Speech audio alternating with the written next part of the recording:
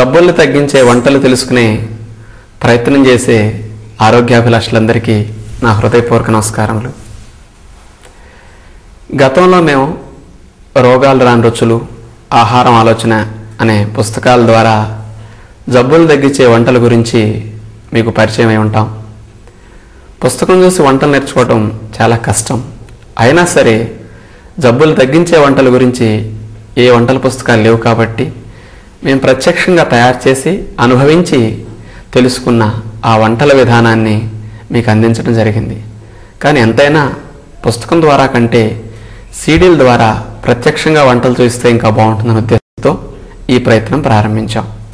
మరి ఈ వంటల విధానం తెలుసుకోవడానికి మీ అందరూ చక్కగా ప్రయత్నించి కాస్త మీ అలవాట్లను వండుకునే విధానంలో మార్చుకుని ఆరోగ్యవంతులు అవడానికి అవకాశం ఉంటుందని మేము కోరుకుంటున్నాం. ఈ వంటలు తయారు చేసుకోవడానికి మనకు కావలసిన కొన్ని పదార్థాలు చూస్తే మరి ఇంట్లో నాన్ స్టిక్ పాత్రలు ఉంచుకోవడం కొద్దిగా మంచిది. ఇప్పుడు అన్నీ నాన్ స్టిక్ మూకుడు, నాన్ స్టిక్ పాన్లు, నాన్ స్టిక్ గిన్నెలు ఇవన్నీ వచ్చాయి.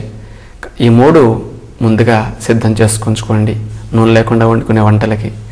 అలాగే వండుకోవటానికి కూడా మన వంటగదిలో కొన్ని రకాలు తయారు చేసి ఉంచుకుంటే మంచిది పదార్థాలు. అవి ముఖ్యంగా మినపప్పు, శనగపప్పు ఈ రెండింటిని వేయించి పౌడర్ చేసి ఉంచుకోవటం, నువ్వుల్ని వేయించి పౌడర్ చేసి మరో సీసాలో పోసుకుంచుకోవటం, అలాగే వేరుశనగ పప్పును కూడా వేయించి పౌడర్ చేసి ఉంచుకోవటం. ఏ రోజుకారు చేసుకోవచ్చు.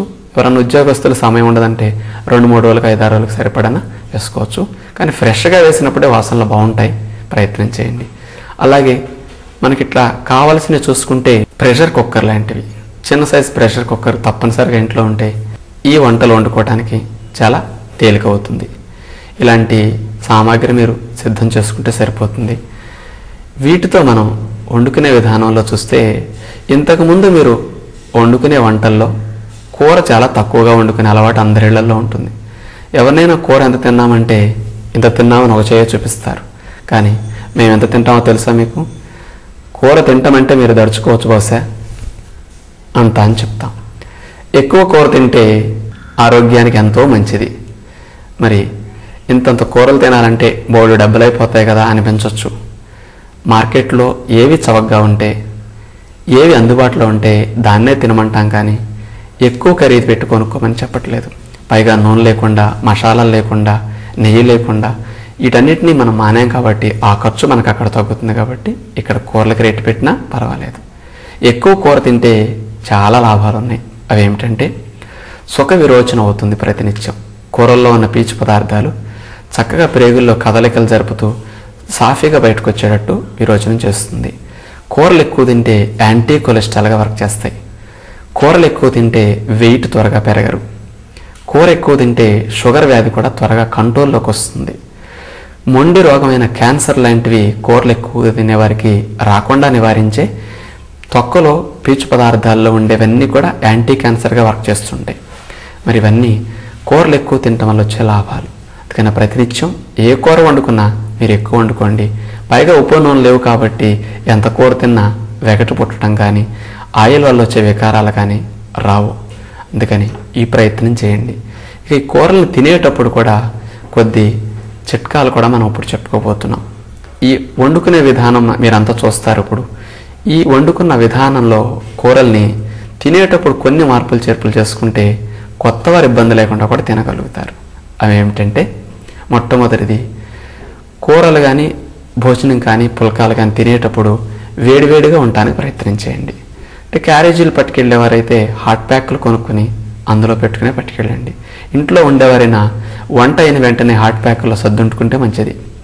వేడి ఉండటం వల్ల లాభం ఏంటంటే నోట్లో ముద్ద పెట్టుకున్న వెంటనే కొంచెం వేడివేడిగా ఉంటే నాలుక చకచక లోపలికి పంపించేస్తుంది. చల్లబడిపోయిందనుకోండి పదార్థం, నాలుక మరీ పేచీలు పెడుతుంది. కూరల్లో లేని ఉప్పు నూనెలో లోటుని స్పష్టంగా నాలుక కనుగొంటుంది. అదే వేడివేడి మీద తింటే నాలుక లోటు తెలియకుండా చెక్కం తోసేస్తుంది. మరి నాలుకను మోసం చేయాలంటే ఇలాంటి చిట్కాలు మనం ఆచరించాల్సిందే. ఇది మొదటిది. నెక్స్ట్, భోంచేసేటప్పుడు మన ప్లేట్లో తప్పనిసరిగా నిమ్మకాయ చెక్కలు ఉండాలి. 1 లేదా 2 లేదా 3 అయినా సరే. ఎందుకంటే ఉప్పు లేని లోటే ప్రధానంగా ఈ వంటలకు తెలుస్తూ ఉంటుంది. ఈ లోటును సవరించాలంటే తినేటప్పుడు తప్పనిసరిగా నిమ్మరసం పిండుకోవాలి. నిమ్మరసం పిండుకోవటం వల్ల 2 లాభాలు ఉన్నాయి. మొదటిది ఏమిటంటే కూరల్లో ఉన్న ఐరన్ అనేది మన ప్రేగుల్లో నుంచి రక్తంలోకి చేరాలి అంటే విటమిన్ సి తోడు కావాలి. ఎప్పుడైతే మనం కూర వండామో ఆ వండినప్పుడు విటమిన్ సి దెబ్బతింటుంది. విటమిన్ సి లేనప్పుడు ఐరన్ లోపలికి వెళ్ళదు. కాబట్టి మనకి ఈ లాభం రావాలంటే తినేటప్పుడు కూర మీద నిమ్మరసం పిండుకుంటే ఐరన్ అంతా వంట పడుతుంది. రెండవది, ఉప్పు లేని లోటు తెలియకుండా నిమ్మరసం చాలా బాగా హెల్ప్ చేస్తుంది. కూర పైన నిమ్మరసం పిండేసరికి కూరకొచ్చే పులుపు రుచి నాలుక మీద టేస్ట్ బడ్లకు తగిలేసరికి ఆ పులుపుకి నాకు అది చాలలేదు ఇది చాలలేదని కంప్లైంట్ చేసే గుణం టేస్ట్ బడ్లకి కలగదు. అందుకని నిమ్మరసం బాగా పిండుకుంటే కమ్మగా తినగలుగుతారు ఈ వంటలన్నింటినీ కూడా. చాలా రుచి అనిపిస్తుంది కూడా. అందుకని నిమ్మరసం అతి ముఖ్యం. అలాగే మూడవది, మనం వండుకునే కూరల్లో కొద్దిగా పచ్చిమిర్చి ఎక్కువ వేసుకున్నా కూడా ఉప్పు లేని లోటు తెలియదు. అలా కాకుండా నిమ్మరసంలో కొద్దిగా పచ్చిమిరపకాయ ముక్కలను కానీ పచ్చిమిర్చిని కానీ ఊరేసుకుంచుకుని ఆ ముక్కలను కూడా ప్లేట్లో పెట్టుకుని మధ్య మధ్యలో కొరుక్కుంటూ ఉంటే కూడా ఉప్పు లేనట్టు అనిపించదు మనకి. ఇది కూడా గుర్తుపెట్టుకోండి. ఇంకా అవసరమైతే కొంతమందికి పచ్చి ఉల్లిపాయలు తినడం అలవాటుగా ఉంటుంది. భోజనం చేసేటప్పుడు ఉల్లిపాయ చక్రాలు కోసి పెట్టి దాన్ని మధ్య మధ్యలో కొరుక్కుంటూ ఉంటే కూడా ఉప్పు లేని లోటు లేకుండా తినగలుగుతుంటారు. ఇంకొకటి ఏమిటంటే మధ్య మధ్యలో ఎప్పుడన్నా బోరు కొట్టినప్పుడు వడియాలు ఊరు మిరపకాయలను కూడా నంచుకుంటూ ఉంటే కూడా కూరలో చప్పదనం ఉప్పు లేని లోటు మనకు తెలియకుండా నాలిక అడ్జస్ట్ అయి తినడానికి ఇవి హెల్ప్ చేస్తాయి. కానీ వీటిని కూడా వాడుకోవచ్చు. అంటే నూనె లేకుండా వడియాలు ఊరు మిరపకాయలు అప్పడాలు మనం కాల్చుకుంటాం కాబట్టి ఆరోగ్యానికి దోషం ఉండదు. ఈ మార్పులతో మనం తినేటప్పుడు కొంచెం జాగ్రత్త పడితే ఉప్పు లేని భోజనాన్ని కూడా చాలా చక్కగా తినొచ్చు. ఇంకొక మార్పు ఏమిటంటే ఈ వంటలు తినేటప్పుడు మొదట 10-15 రోజులే కష్టంగా ఉంటుంది. కారణం ఏమిటంటే నాలుక మీద ఉండే రుచిని తెలిపే గ్రంథుల యొక్క ఆయుర్దాయం 10 రోజులు మాత్రమే. ఇప్పుడు పుట్టిన టేస్ట్ బడ్స్ 10 డేస్ తర్వాత ఇవి చనిపోతాయి, మళ్ళీ కొత్తవి పుడుతుంటాయి. అందుకని రోజు కొన్ని కోట్ల కణాలు కొత్తవి పుడుతుంటాయి, కొన్ని కోట్లు చనిపోతూ ఉంటాయి. మనం 10 రోజులు ఉప్పు మానేసరికి ఈ 10 రోజుల్లో పుట్టిన కొత్త కణాలన్నీ మరి 11వ రోజు 12వ రోజుకి అన్ని కొత్త కణాలు అయిపోతాయి. ఈ రకంగా మనం ఉప్పు లేని భోజనాన్ని మొదలెట్టినప్పటికీ 10-12 రోజుల తర్వాత కొత్తగా పుట్టిన కణాలన్నిటికీ మనం తినే ఉప్పు లేని భోజనమే కమ్మగా అనిపిస్తుంది. అందుకని మొదటి 10 రోజులు నాకు రుచి లేదనిపించినా తినడానికి కష్టం అనిపించినా ప్రతి ఒక్కరూ నేను ఆరోగ్యం కొరకు తింటున్నాను, రుచి కోసం కాదనే భావంతో తింటే చాలా మంచిది. అందుకని భోజనం చేసేటప్పుడు మనందరం కూడా గుర్తుపెట్టుకోవాలి. ఇన్నాళ్ళు రుచులు రకరకాలుగా ఎంజాయ్ చేశాం, అనేక రకాల జబ్బులకి కారణమయ్యాం. వీటన్నిటిని వదిలించుకోవాలంటే మన మనసు మారాలి. నేను ఈ రోజు నుంచి మంచి భోజనం తింటున్నాను, రుచిని ప్రాముఖ్యత ఇవ్వటం కాకుండా ఆరోగ్యానికి ప్రాముఖ్యత ఇస్తున్నాం అనే భావంతో మీరు భోజనం చేస్తే ఉప్పు నెల లోటు మీకు పెద్దగా తెలియదు. ఇంకొకటి చేయాలి, మీరు తినేటప్పుడు గతంలో వండుకున్న ఇగుర్లు చట్నీలు పులుసులను తలుచుకుంటూ ఈ వంటలను తినకండి. వాటి రుచి వాటిది, వీటి రుచి వీటిది. అందుకని వాటిని పోల్చుకోకుండా మీరు తినగలిగితే ఇందులో ఉండే చక్కటి రుచిని మీరు ఆస్వాదించగలుగుతారు. అందుకని స్త్రీలు కాస్త స్వయంగా శ్రద్ధ పెట్టి ఈ వంటలను వండగలిగితే చాలా రుచికరంగా వండగలుగుతారు. అందుకని మీకు చిన్న చిన్న కొన్ని మార్పులు చేర్పులు మేము చెప్దామనే ఉద్దేశంతో ఈ ప్రయత్నం చేస్తున్నాం. మరి స్త్రీలు చక్కగా ఉపయోగించుకుంటారని ఆశిస్తున్నాం. మనం తెలుసుకోబోయే జబ్బులను తగ్గించే వంటలు, రోగం కలిగించకుండా రుచినిచ్చే ఈ వంటల గురించి తెలియచేయటానికి అమలాపురం నుంచి ఉమ్మగారు ప్రత్యేకంగా వచ్చేశారు. 96లో నేను అమలాపురంలో ఈ ప్రకృతి విధానం ప్రచారం చేసేటప్పుడు అప్పుడు వారికి ఉన్న అనారోగ్య సమస్యలను తొలగించుకోవడానికి ఈ జీవన విధానంలోకి వచ్చారు. అప్పటి నుంచి ఆవిడ ఈ వంటలను మేము చెప్పిన విధంగా తయారు చేసుకు తింటున్నారు. స్వతహాగా ఈవిడ ఉప్పు నూనెలు బాగా వేసి మంచి రుచికరమైన వంటలు 3 పూట్ల వండుకు తినే అలవాటు వీరి కుటుంబంలో ఉంది. రుచికరమైన వంటలకు బాగా పెట్టింది పేరు ఉమ్మగారు. కాబట్టి ఆ నాలెడ్జ్ని మనం చెప్పే ఉప్పు నూనె లేని వంటల్లో ఆవిడ పెట్టి అనేక రకములైన కొత్త వంటలను ఆవిడ డిజైన్ చేయడం కూడా జరిగింది.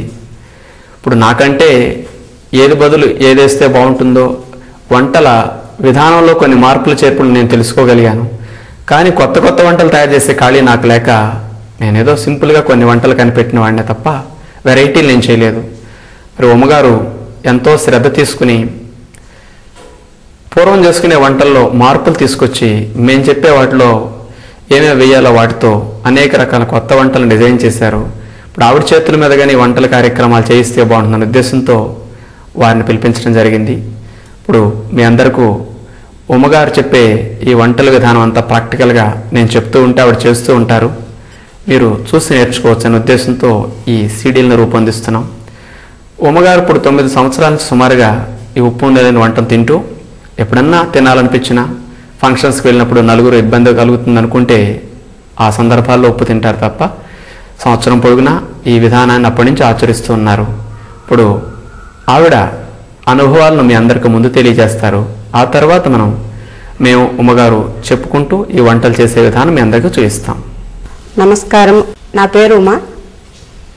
నేను డాక్టర్ మంత్రి సత్యనారాయణ రాజు గారు ఫాలోవర్ని. నాకు చిన్నతనం నుంచి అనారోగ్యంతో ఉండేదాన్ని. సత్యనారాయణ రాజు గారు ఈ ప్రకృతి విధానానికి వచ్చి 10 సంవత్సరాలు అయింది. అంతకుముందు నేను చాలా అనారోగ్యం వల్ల చాలా హాస్పిటల్స్, మెడ్రాసు, హైదరాబాద్ తిరగని ఊరు లేదు, చూడని డాక్టర్ లేదు. చిన్నప్పటి నుంచి అనారోగ్యంతో అలా ఉండి మందులు వాడి అనేక ఇబ్బందులు గురై ఉన్నాను. కానీ ఈ పద్ధతికి వచ్చిన తర్వాత నాకు అన్ని జబ్బులు తగ్గిపోయి చాలా ఆనందంగా, చాలా హ్యాపీగా ఉన్నాను. మా వారు కూడా ఏ అనారోగ్యం లేకపోయినా సరే ఆయన కూడా ఇదే ఫాలో అవుతూ చక్కగా ఉన్నారు. ఇంతకుముందు నేను చాలా లావు ఉండేదాన్ని.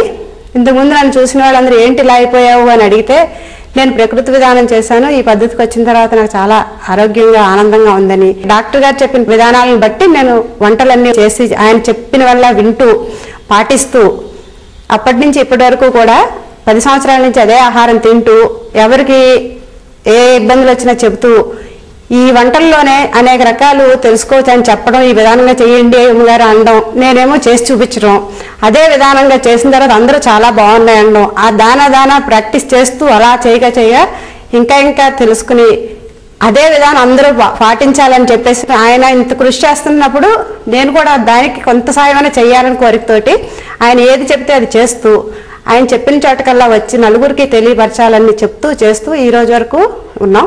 మాకు ఇదే ఆనందంగా ఉంది. అందరూ ఇదే ఆనందం పొందాలని కోరుతూ ఎంతో కృషి చేయాలనేసి మా ఉద్దేశం. మా వారు కూడా దీన్ని చాలా సహకరిస్తారు. నేను చెప్పిన విధానంలో నేను రోజుకి ఆసనాలు నేర్పించడం, ఈ వంటలు బాగా ప్రాక్టీస్ చేయడం, అందరికీ చూపించడం, ఎంతో మంది విని చాలా బాగా చెప్తున్నారు. డాక్టర్ గారు అంత బాగా చేస్తున్నప్పుడు మీరు కూడా ఇంత బాగా కృషి చేస్తున్నందుకు ఇంకా చేయాలని అంటున్నారు. నేను కూడా అదే ఆనందంగా చేయాలని కోరుకుంటూ మీరందరూ కూడా ఈ పద్ధతిలో చేసి ఆరోగ్యాన్ని కాపాడుకోవాలనేసి ఆశిస్తూ సెలవు తీసుకున్నాను. ఉమ్మగారు ఆవిడకి ఎన్నో రకాల సమస్యలు, వారానికి 3 సార్లైనా డాక్టర్ వద్దకు వెళ్ళేవారు. ప్రతి 6 నెలలకు ఒకసారి మెడ్రాస్ తీసుకెళ్ళి మరి యూరెత్ర అవి మూత్రం సరిగా రాకపోతే డైలేట్ చేయాల్సి వచ్చేది. ఇక బ్రతికినన్నాళ్ళు ఈ సమస్య పోదని చెప్పేశారు మెడ్రాస్లో కూడా. ఆ సమస్య పూర్తిగా తగ్గింది. 25 కేజీల వరకు బరువు తగ్గారు. నెలకి 2-3 సార్లన్నా జ్వరాలు, రొంపలు, దగ్గులు, ఆయాస్తమా ఎక్కువైపోయి మూలపట్టడం, ఇలా ఒళ్ళంతా నీరు పట్టేసి ఎన్నో రకాల సమస్యలు ఇట్లా ఉండేవి. నిద్ర పట్టకపోవటం, చిరాకు, కోపం ఇవన్నీ పోయి చక్కటి ఆరోగ్యాన్ని పొందబట్టి మళ్ళీ వెనకటి రుచికరమైన వంటలు తినకూడదనే ఉద్దేశంతో ఈ ఉప్పు నూనె లేని వంటల్లోనే రుచిని తయారు చేసుకుని తినాలి. తన భర్తను కూడా ఈ వంటల్లోకి తీసుకొచ్చారు కాబట్టి వారికి కూడా ఆ లోటుని లేకుండా రుచికరంగా వండించాలనే ప్రయత్నంలో మేము చెప్పిన సూచనల మేరకు అనేక రకాల కొత్త వంటలను ఆవిడ డిజైన్ చేశారు. మేము రాసిన వంటల పుస్తకంలో కూడా ఆవిడ చెప్పిన విధానాలే ముఖ్యంగా తీసుకుని రాయటం కూడా జరిగింది. ఆవిడ హెల్ప్ వల్లే మనం ఎన్నో రకాల కొత్త వంటలన్నింటిని కూడా ఈరోజు మనం తెలుసుకోబోతున్నాం. అలాగే ఈ 9-10 సంవత్సరాల నుంచి కూడా ఈ ప్రకృతి విధానంలో ఎక్కడన్నా ఫంక్షన్స్ జరిగినప్పుడల్లా అక్కడ పెట్టే భోజనాల్లో ముఖ్యంగా ఆవిడ ఉండే 1000 మందికో 2000 మందికో రుచికరమైన భోజనాలన్నీ ఆవిడ సమక్షంలో తయారవుతున్నాయి. ఇప్పుడు ఇన్ని సంవత్సరాల నుంచి ఈ జీవన విధానంలో మంచి వంటలు 10 మంది తినటానికి, 10 మంది తెలుసుకోవడానికి ఉమ్మగారింత సహకరించినందుకు, వంటల విధానాన్ని మీ అందరికీ స్పష్టంగా అర్థం చేయించడానికి మరి ఆవిడ సహకరిస్తున్నందుకు ప్రత్యేకంగా అభినందనలు తెలుపుతూ ఈ కార్యక్రమాన్ని ఇక ప్రారంభించుకుంటూ రుచికరమైన వంటల విషయం మనం తెలుసుకుందాం.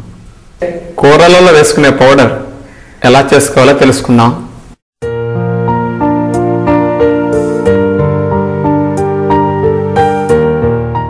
మనం వండుకునే వంటల్లో జీలకర్ర, ధనియాలు, అల్లం, వెల్లుల్లి లాంటివి వాడకూడదు. అవన్నీ ఔషధాలని తెలుసుకున్నాం.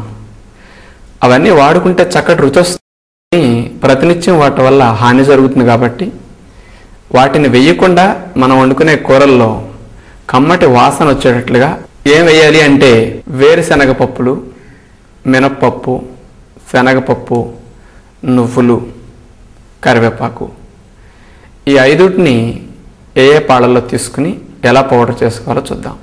వేరుశనగ పప్పుల్ని ఒక 2 కప్పులు తీసుకోండి, పెద్ద కప్పులు 2. మినప్పప్పు 1/2 కప్పు, శనగపప్పు, నువ్వులు 1/4 కప్పు, కొద్దిగా కరివేపాకు. ఈ 5టిని ముందుగా దోరగా వేయించుకోవాలి. వేయించుకుని చల్లార్చిన తర్వాత ఈ 5టిని పౌడర్ చేసి కలుపుకోవాలి. మనం వండుకునే ఈగుళ్ళలో కానీ, వేపుడులో కానీ, చట్నీల్లో కానీ ఈ పౌడర్ వేసుకుంటే కమ్మటి వాసన వస్తుంది, మంచి రుచి వస్తుంది. కానీ ఏ రకమైన హాని వంటలకు జరగదు. ఇలాంటి కూరల పౌడర్ని చేసి ఇంట్లో ఉంచుకుని 2-3 రోజులు, 4 రోజులు వేసుకుంటూ ఉండొచ్చు.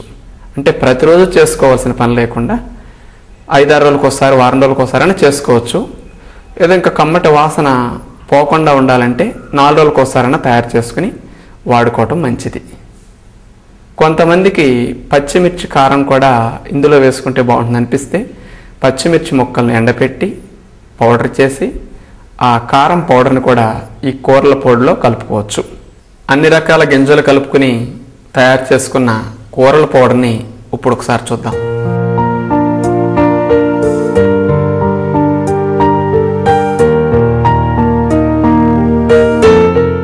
ఈ కూరల పౌడర్లో వేరుశనగ పప్పులు వేసుకోవటం వల్ల మనకి మాంసకృత్తులు బాగా అందుతాయి.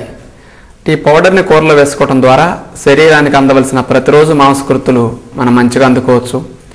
శరీరానికి ప్రతినిత్యం కూడా కొవ్వు పదార్థాలు కావాలి. నువ్వులు, కొబ్బరిలో శరీరానికి కావలసిన మంచి కొవ్వు పదార్థాలు ఉంటాయి. ఈ గింజధాన్యాలను వాడుకోవటం వల్ల రుచికి రుచి, బలానికి బలం కూరకు అందిస్తాయి.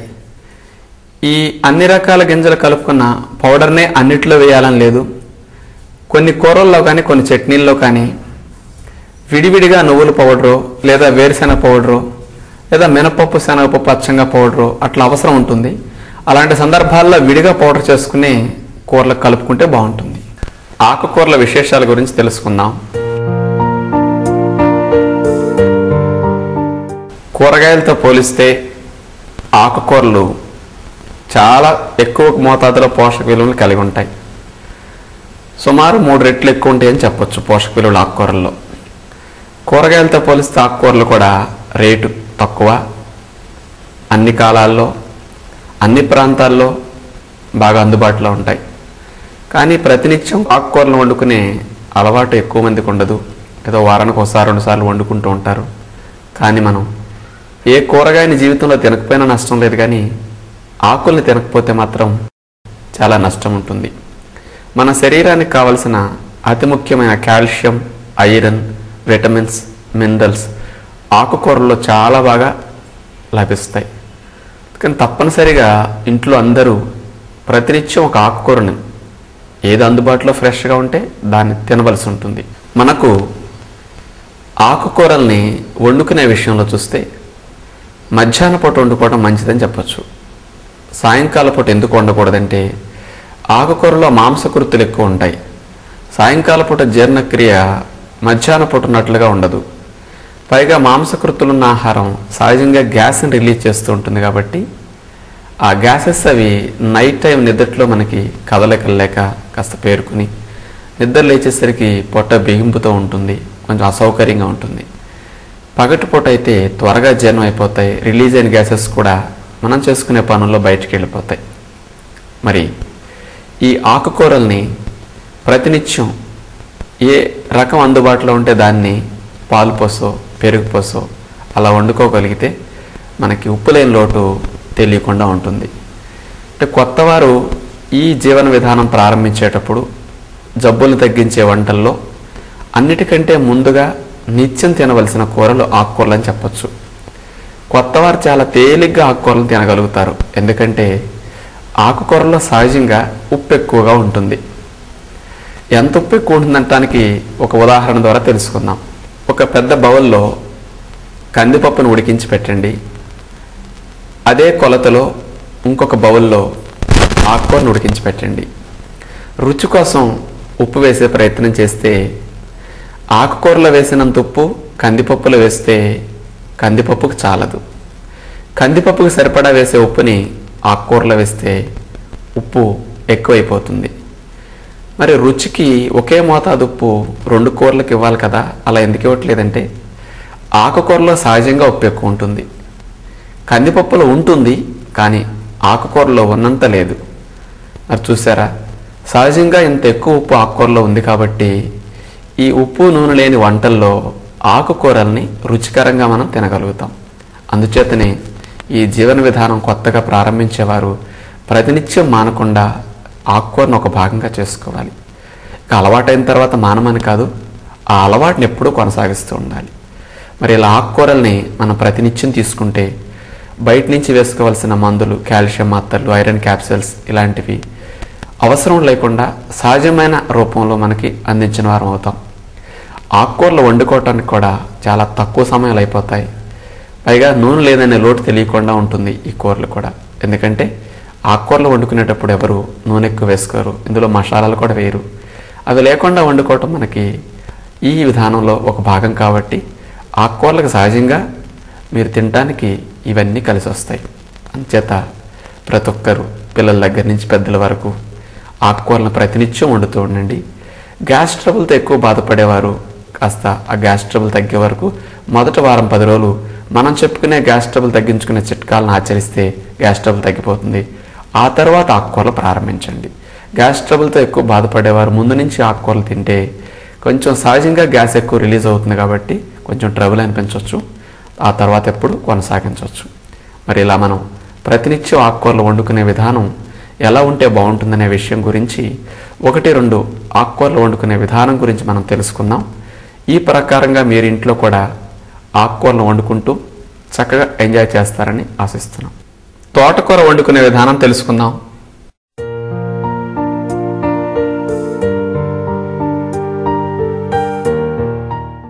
అన్ని ఆకుకూరలతో పోలిస్తే తోటకూరలో సహజంగా ఉప్పు ఎక్కువగా ఉంటుంది. మనం ఉప్పు లేకుండా వండుకునే వంటల్లో కొత్తవారు తోటకూరను చాలా తేలిగ్గా తినగలుగుతారు. ఎవరైనా కానీ ఇందులో ఉప్పు లేదా అనే ఫీలింగ్ లేకుండా తినేటట్లుగా మనం వండుకోవచ్చు కూడా. తోటకూరని పాలు పోసి వండుకునే కంటే కూడా పెరుగుతో వండుకుంటే ఇంకా కమ్మగా అనిపిస్తుంది. అలాంటి పెరుగు వేసి తోటకూర వండుకునే విధానం మనం తెలుసుకుంటున్నాం. ఈ కూర వండుకోవటానికి కావలసిన పదార్థాలు: ఫ్రెష్గా ఉన్న తోటకూరని ముందుగానే కడుక్కుని కోసుకున్న తర్వాత ఈ బౌల్లో తీసుకున్నాం. ఈ వంటకు పెరుగు కావాలి. ఒక మాదిరిగా పులిసిన పెరుగైనా కమ్మగానే ఉంటుంది. ఒక పెద్ద కప్పుడు పెరుగు తీసుకున్నాం. పులుపు కొరకు కొద్దిగా మామిడికాయని తురుముకున్న ఆ తురుమును ఒక 1/2 కప్పు తీసుకున్నాం. ఉల్లిపాయ ముక్కలు, పచ్చిమిరపకాయలు కొద్దిగా ఎక్కువ పడతాయి కాబట్టి ఒక పెద్ద కప్పుడు ఉల్లి పచ్చిమిరపకాయ ముక్కలు తీసుకున్నాం. సువాసన కొరకు మనకు కావాల్సింది కూరల పౌడర్, అన్ని రకాల గింజలు కలుపుకొని వేయించిన పౌడర్ ఒక 1/2 కప్పు తీసుకున్నాం. వీటితోటి ఇప్పుడు పెరుగుతో తోటకూర వండుకునే విధానం చూద్దాం. తోటకూర వండుకునే విధానంలో ఈరోజు మనం కుక్కర్లో వండుకోవడం చూస్తున్నాం. ముందుగా చిన్న సైజు కుక్కర్ని పొయ్యి మీద పెట్టుకుని అందులోకి తురుముకున్న ఆకుకూరని వేస్తాం.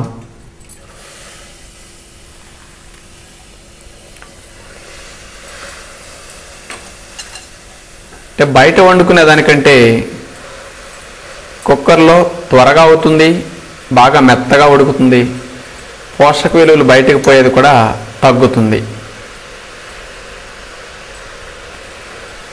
ఉల్లిపాయ పచ్చిమిరపకాయ ముక్కలను కూడా తోటకూరతో పాటు కుక్కర్లో వేస్తున్నాం. ఉడికేటప్పుడు తోటకూరలో ఉన్న నీరు బాగా బయటకు వస్తుంది, కానీ కొద్దిగా ఉడుకు పట్టే లోపు తోటకూర అడుగును అంటుకోకుండా ఉండటం కొరకు ఒక గరిటెడు పెరుగుని అయితే పెరుగులో ఉండే నీటి లాంటి దాన్ని పోస్తే తోటకూర అంటుకోకుండా కుక్కర్లో బాగా ఉడుకుతుంది. ఈ 3 వేసిన తర్వాత ఒక్కసారి కదిపి కుక్కర్ని 3 విజిల్స్ వచ్చే వరకు అలా ఉంచుకోవాలి. మనం పెట్టుకున్న చిన్న కుక్కర్ 5-6 నిమిషాల్లో 3 విజిల్స్ వచ్చేసాయి. 5 నిమిషాల్లో ఆ ప్రెషర్ అంతా పోయింది, ఏమాత్రం నీరు లేకుండా దగ్గరగా మగ్గి ఉంది.